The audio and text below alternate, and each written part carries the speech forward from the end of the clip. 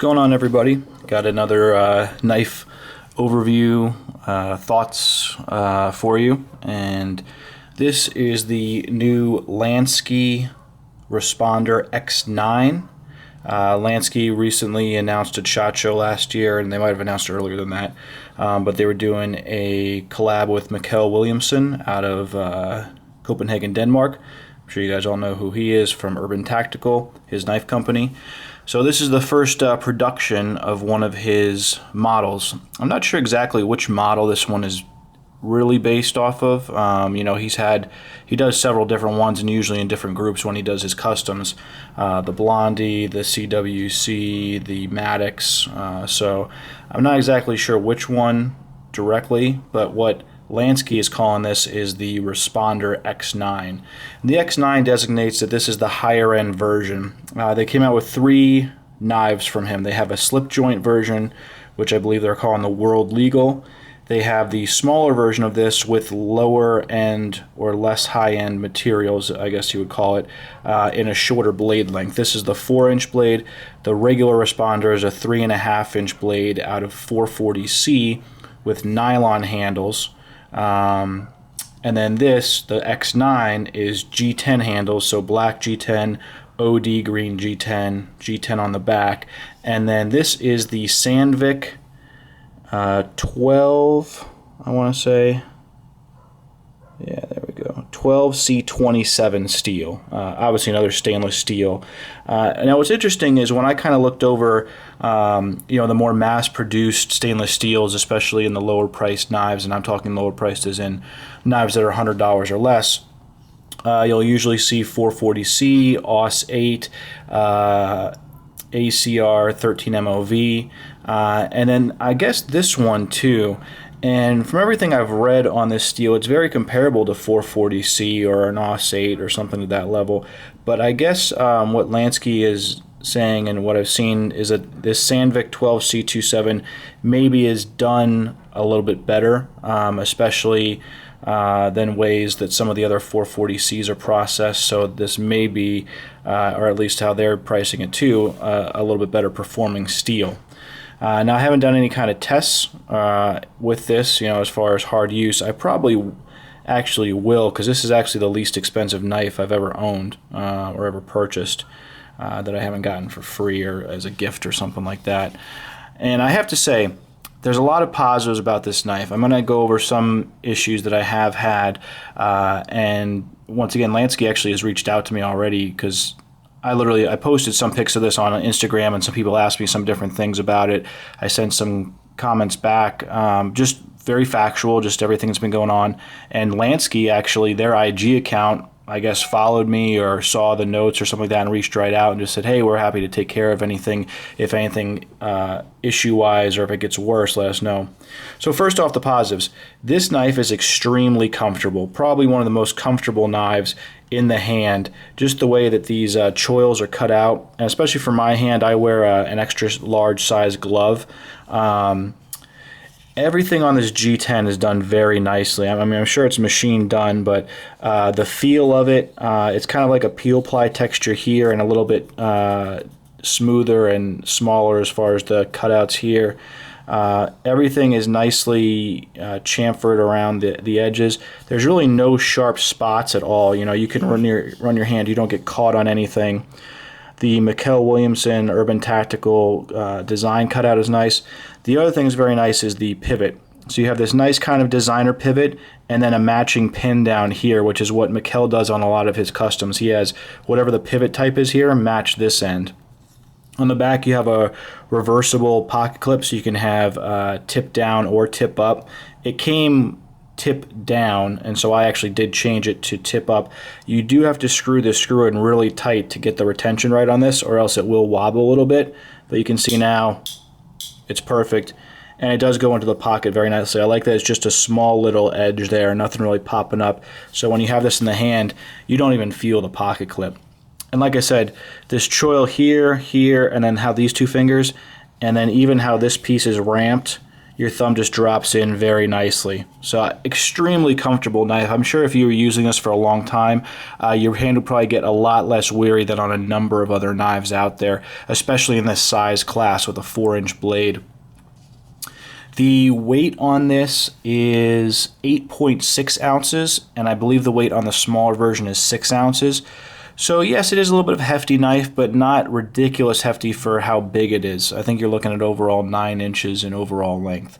But once again, you're getting the G10 handles, the 12C27 blade. I believe it is on a pivot system that has the bearings. At least it feels that way to me. I don't think that it's just washers, but I could be wrong.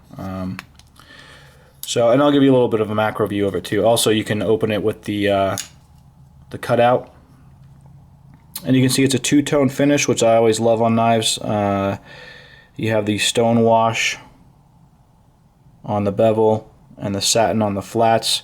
The nice Mikkel Willumsen Tactical Design logo. Give you a nice close-up of this G10, which once again I think they did a really nice job on. Back spacer, we'll get to that when we flip it over. There's your lockup, and this is what we'll get to in a minute as far as the issue that I'm having with it. You know, it's a little over 50% when you open it nice and easy and slow. Backside matching pivot there. I'll show you the blade here. Lansky's name on the back, which is nice. You know, they put just Mikkel stuff on the front. I always love that when they just put their stuff on the back side of the knife, or really the non-show side. This is also a thing that Mikkel does. He usually leaves his detent hole and the running line that it goes on outside of the scale. So that's not really a Lansky thing. That's a Mikkel Willumsen design thing. And then you can see his backspacer. I mean, it's a really nice backspacer. I'm not sure what this is made out of. I obviously don't believe it's titanium because there's no other titanium. These are stainless steel liners on here. And I don't know if they use the same steel on the blade to make this out of, or maybe just some other type of steel. But it's got a kind of a blasted finish. It has a nice lanyard hole too, which is always a bonus, so you can have the option of putting a lanyard or not. The way this knife is set up, I don't really think you need it, and especially how the lanyard hole comes out farther from the butt of the knife. When you have this in the pocket, you know, if you close this up and it's sitting in your pocket like this, you still have this nub and a little bit of here sticking out, so you can pull it out pretty easily. But overall, they did a nice job with it. You know, as far as the design, the flipping ability, you can see how smooth that is. Now here's the issue. So when you open it, and I open nice and slow, that's the lockup. That's about where it was. Maybe it's moved a little bit since I first got it. But if you do flick this open hard, look at that. 100% lockup, and the liner lock, it's not really that thin of a liner lock compared to other liner locks, but there seems to be a pretty good gap between the blade and each scale with whatever bearing system they're using in there.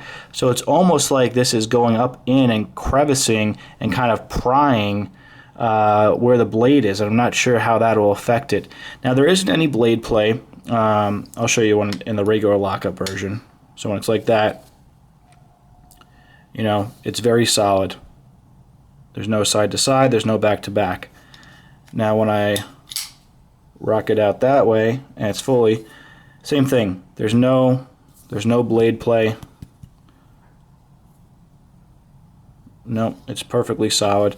And you can see from the back here, I don't know, just because I can see that daylight on the left side and how that is, I'm sure it's still well locked. And like I said, there's no play on it when it's all the way there. But the other issue too is when it's like that, it actually scrapes coming over. So I'll try to get in here so you can see in here, and I listen to when I try to disengage it.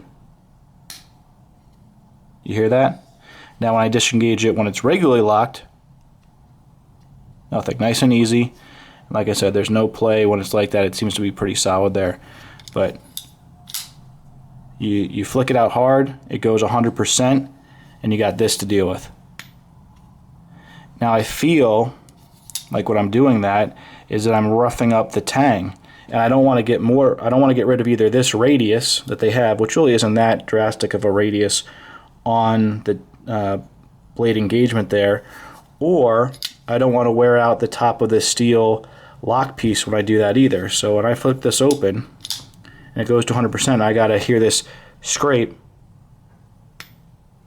I feel like I'm, wearing away this and this, and I don't know if that's going to eventually lead to a lock rock issue on it, or eventually, wear this out. So if I do flip it open like this, and it is 100%, and I'm cutting at something, and then maybe this thing will actually not close on me because it can't with the whole liner here. It's going to wedge itself at some point, but it could still close to a point and rub, and I don't know. It just worries me to an extent. Now, once again, this is their highest end of the offerings, and this was $54, I think $53.99. The 3.5-inch version with the nylon scales and the 440C blade is $21, and then the Universal or World Legal slip joint is $21 too. That's all from Lansky direct. When you get it from dealers, there may be different pricing, but that's how they've priced them.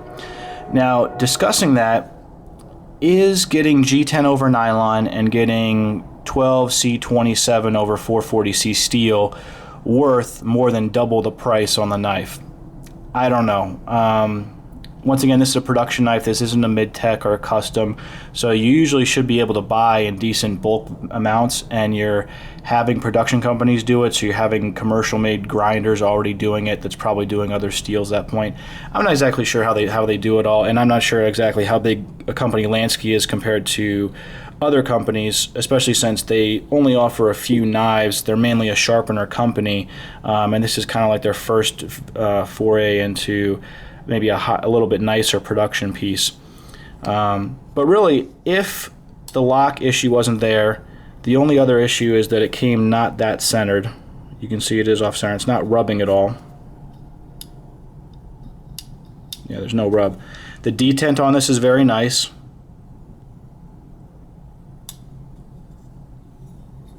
You can see it sucks it in nicely.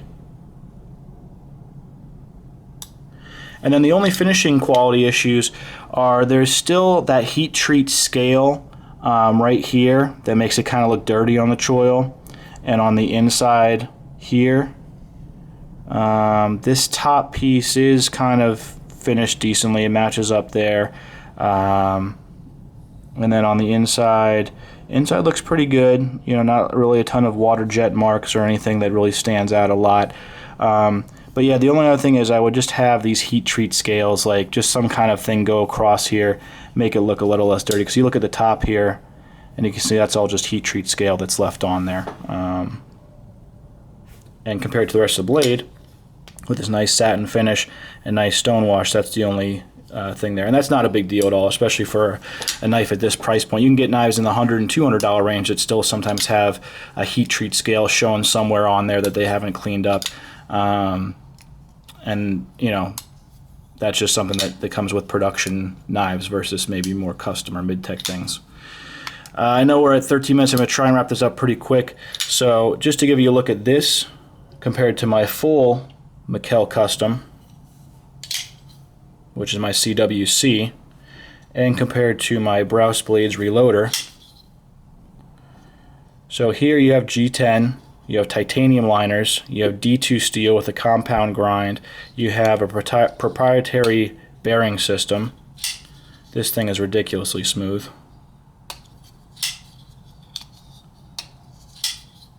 And then with this one, you have full titanium, super thick titanium, really, anodized, 154 cm blade steel, super wide blade on that, nice thick. Once again, a bearing system, I believe, that's proprietary to Mikkel.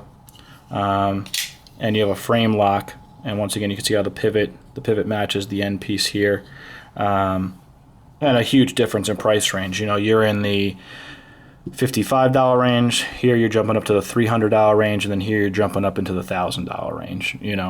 So obviously, way different things to look at. But when you look at the actual design, you can see how it really did do a nice job of kind of catching what Mikkel's stuff is all about. You can see with the reloader, they took the kind of insert, and so you have kind of a little insert, the cutout, there. the handle shape. And the other thing is when you look at the flipper tangs, I actually think that Browse and Lansky did a nicer job with the flipper tangs, at least compared to my custom, than Mikkel does. Nothing against you, Mikkel. You know, I love the custom that I got, but the one thing I would say is that the tang is not as well rounded on the custom as these are. So you can see this is nice and soft to the touch. I can go here, and it feels nice. You know, I can push button it, and it's nice. There's nothing on the finger, you know. That's just from the jimping here. And then even on this one, now it's a little bit thinner blade stock, you can see, but it's actually, you know, there's a little bit of an up curve, so your finger goes in there nice. This is nice and rounded, maybe a little bit sharper right on the edges here, but when your finger's on here, no problem. If I do the, you know, the light switch, no problem. If I go straight on a push button, no issue. But now, when you actually look at Mikkel's custom, look how squared off that is. I mean, there's really no rounding. It's buffed, but you have corners. You have almost a perfect square right there. So when you go to push on this, this does dig into your finger. You can see the square imprint right there. So it's just kind of interesting that, you know, from the custom to these two, the actual flipper tang is a little bit nicer to your finger than the actual custom, at least the one that I have. Now that could always be fixed. I could, you know, always have anyone. I know a lot of guys that do knife pimping and modding, and even guys in this area that I'm sure could probably just do a little bit of sanding or buffing or something like that. Or Mikkel's offered to, if I had any issues with this knife or anything I wanted ever redone to it, to send it back to him. But to send this thing all the way back to Copenhagen because this is a little rough is not a big deal to me at all. You know, it's not cutting my finger open or anything. It's just interesting to see how these tangs are actually a little bit softer and more comfortable than the custom tang. But that's everything on this knife. Everyone might have a different experience. This is probably one of the first ones that came out. I got this right at the beginning of April, which is when the first set was supposed to come out. And I would pretty much be very happy with this knife if it just wasn't for this full lockup. Like I said, the slight off centering, I probably could adjust that with the pivots. I haven't touched the knife at all. I don't want to, if I do end up sending it back to Lansky, I don't want to have done anything else to it, even loosen the pivots to center the blade a little bit. And then even, like I said, with the heat scale stuff left there and there, not a huge issue, especially on a knife at this price point. But the other things you can get in this price point, you know, ZT cryos, some lower-end bench-made pieces, definitely get some Spydercos in this range. But the flipping on this knife is very nice. The design of this knife is very unique in that it really captures Mikkel's design. The comfortability in the hand for a knife this size, it just really fits like a glove in the hand. It's just the lockup issue really for me is the thing that just bugs me. So hope this was helpful. If you guys have any questions, comments, let me know. If I do end up deciding to send this back to Lansky, I guess I'll do a quick recap and show what they were able to do on this. I'm just not sure what you would do to fix that. It's like almost like you have to add more steel or something. Anyways, that's that. I'll leave these open here for you guys. That's a nice sound. Oh, sorry, crap. I got 2 minutes left till 20 minutes, right? A minute left. I just wanted to show a quick cut test with it, just so you guys could see the sharpness. Paper. Obviously, they're a sharpening company, so you would hope the knives are sharp, and we'll see what we got here.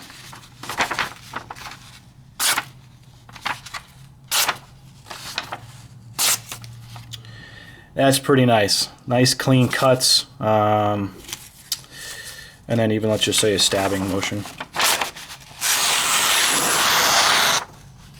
Very nice and sharp. Feels really nice right there. So good job on that. All right, guys. I'll catch you later. Peace.